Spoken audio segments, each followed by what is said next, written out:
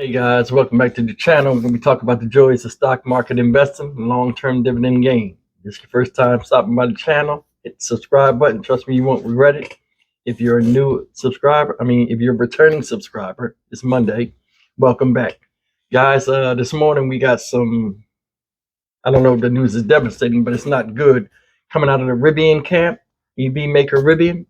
According to a article by Car and Driver, the news then broke that they have to recall, 12,212 of their 15,332 vehicles that they've made this year.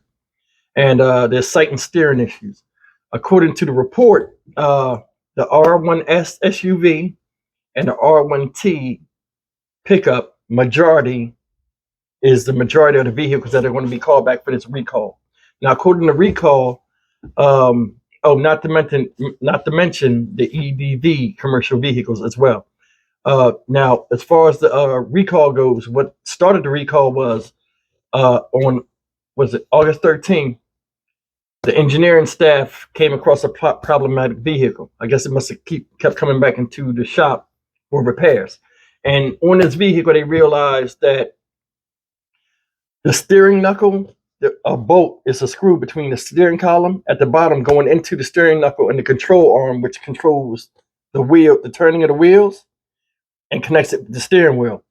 Either somehow the bolt that connects it, the fastener, is either coming loose or it's just totally just falling out, period. Now, luckily right now, no reported cases of any accidents have been reported, and they caught it early, but they have to recall all these vehicles, guys. And it's early pre-market, so I'm dying to see what the stock going to do today. See how many people jump ship off of this.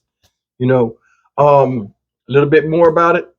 They're going to arrange to fix it, by November 24th of this year.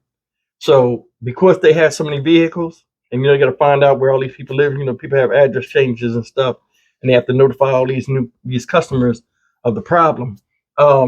It's going to take a little bit of time, but they have to report this to what's it called, the NHTSA, and that stands for National Highway Traffic Safety Administration. Anytime it's a recall, and you get that recall card in the mail, it usually runs through that company first. Through that administration first to allow you, because everybody has to all these companies, when they have recalls, they have to go through the National Highway and Traffic Safety Division. So, administration. So they have to let you know all of this stuff is going to happen.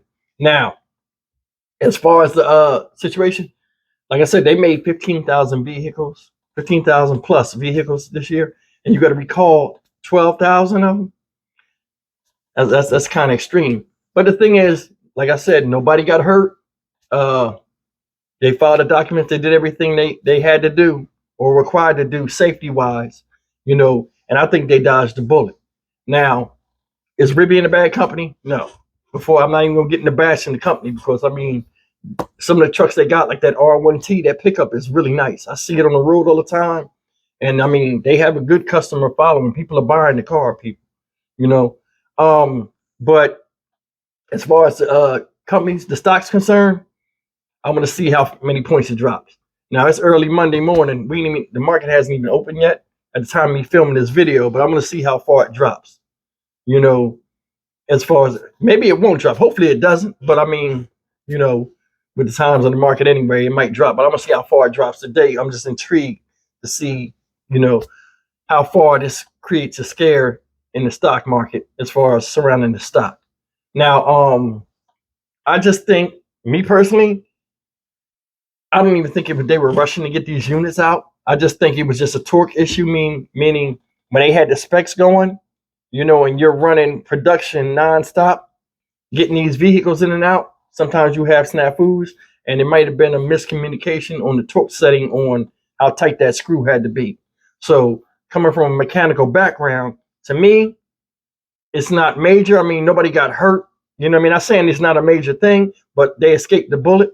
And if that's the only thing wrong with the vehicle so far, You know what I mean? Because I mean, cars have recalls all the time, guys. So I mean, this right here is like nothing new as far as what goes on in the automotive industry. But I mean, if that's the only complaint they've got so far from the Rivian vehicles being on the road, I mean, I'll take that. But yeah, I just wanted to share a little bit. I mean, it's pre-market, just something to look at today. Watching the market, whether it's going to be up or down, remain to be seen. But it'd be something I'll just be focused on today. How Rivian does after this report from Car and Driver has come out. Now, besides that, with the engineered vehicle that they had looked at, um, I don't think they found anything else with it because I mean, it must have been, they said it was problematic, so it must have kept having steering issues until they was like, you know what, let's just look at this thing and see what happens.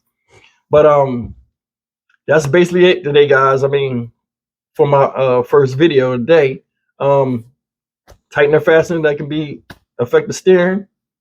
If you have a Rivian, be careful out there on the road. And if you didn't, if you're not in the stock market, you're just seeing this video, hopefully I said something helpful to you. You can avoid any peril in the future.